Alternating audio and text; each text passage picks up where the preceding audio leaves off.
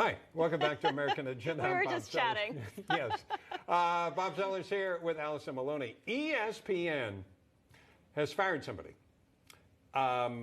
It's a sports betting analyst, Kelly Stewart, only a month into her job. And the reason they did that is something that resurfaced in tweets from 9 years ago that she had been suspended about before in a previous position.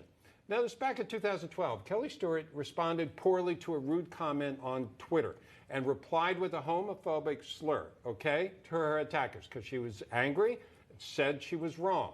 She's released a statement saying in part, "I know the words I used are unacceptable and hurtful, and I am terribly sorry for this lapse in judgment. But I cannot apologize for standing up to the vicious attacks that I and so many other female personalities endure from anonymous online trolls. I'm not proud of everything I've said in my life, but I'm a better person now than I was a decade ago."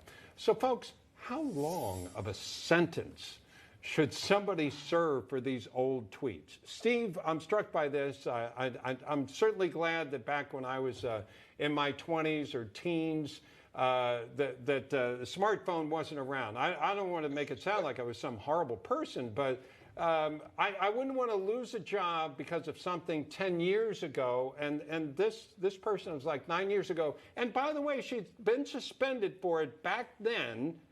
And so she kind of served her sentence. Yeah, well, welcome to Woke Culture 2021. This is what happens. Look, I don't agree with her comments. Right. People get triggered. We're human. I'm a guy about grace and mercy, and I always believe it should be extended. And if someone's apologetic and it's sincere, give someone another chance. For God's sakes, we all deserve that in life.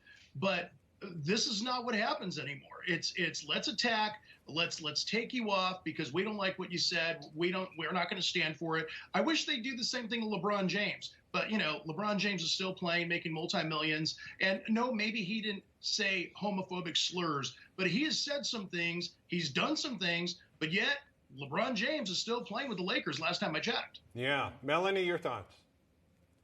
Very similar thoughts. It's amazing to me that the liberal left has its sacred cows. Like, you're not allowed to say anything, have ever said anything, ever, any kind of slur about certain groups of people. But then there are other groups of people, like white males, that you can say whatever you want about, and no one will bat an eye.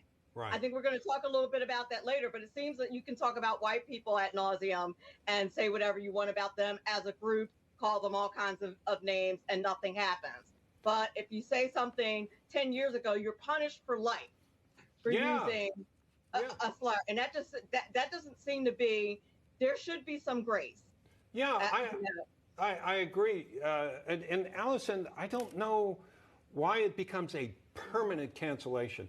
Does an apology mean anything? I mean, the people that go to church know that they're imperfect. Those of us that go to church, we know we're imperfect, and we try to do something about that. Yeah. And yet you do this, and forever you're canceled. Yeah, I mean, an apology should matter. And as Steve said, you have to give grace. But now everything is about canceling.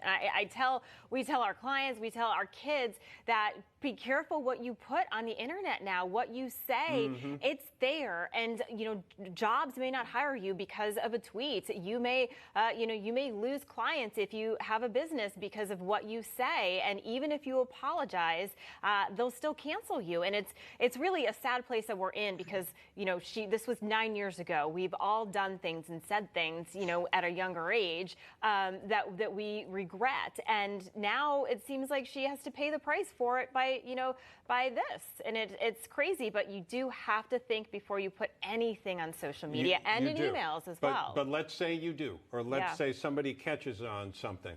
Where do we go? Is there anything in our society in which you say, okay, you learned your lesson, as we all do as a society, and we'll move on from here? Well, look, I think that the bar is constantly moving. That's the problem with this woke culture that we're in. It's going to wind up eating itself. There's no rules. There's no hard and fast rules. Let me give a different perspective to the story. I think one that Steve might like. I was really rooting for Kelly Stewart. Let me tell you why. As someone who dabbles in sports handicapping, I can't think of a more male-dominated industry out there. And she was someone who actually had a chance to break through here, and now we're not going to know about it. There was a real opportunity here. But again, we can't let our imperfect past terminate people's future just because we put our finger up in the air at that moment. And the problem is the story of Kelly Stewart is going to go in one person's ear and out the next, and we're just going to move on to the next thing at the moment. And I think if we don't come up with some hard and fast rules right now, the entire country is going to lose. Yeah, and Melanie, you know, to me, social media, a lot of it is Mean Girls from 8th grade lunchroom. But men are even more vicious and condescending and misogynist. And I can understand that she may have overreacted with it in an inappropriate way. But the vitriol in which people attack each other now, you know, that seems like at least it should be part of the equation. It should be part of the equation. And listen, 9 years ago, there wasn't this cancel culture that we have now, and I can completely relate to what she's gone through. I've had it happen to me and had arguments with people on the internet. Now you kind of learn that you have to let it go when people say hateful things about you on Twitter or on Facebook. But for her to be punished for life, and I think really there ought to be a law against these companies that are firing people for things that didn't happen while you were at the job. I'm not a lawyer, but I think some congressmen or senator should take that up. Hey, Ford, like, jobs should not be able to do that. Ford, is ESPN owned by Turner? Is ESPN owned by Turner? I thought it was ABC. Oh, ABC. Okay, I was trying to. That's right. CNN, Turner owned CNN. I'm trying to, because somebody was trying to make the point that she was suspended by the same owner somewhere along the way. But I may have that part of the story. But well, it's double jeopardy. A lot of this is going to come down to contract sign. You know, that's going to be the real question, because to Melanie's point, Melanie's spot on. The problem is if your contract has got whatever they deem to be good conduct, they can bring anything up against you. And that's what we need to be looking at going forward in terms of employment law. Yeah, there's got to be something developed here. People shouldn't have to pay with it for a career forever. Thank you, panel. Interesting conversation. Republican calls for Dr. Fauci's resignation are growing louder after a trove of his emails are revealed. So what's next for Mr. Flip-Flop Fauci? We'll discuss that when we come back on American Agenda.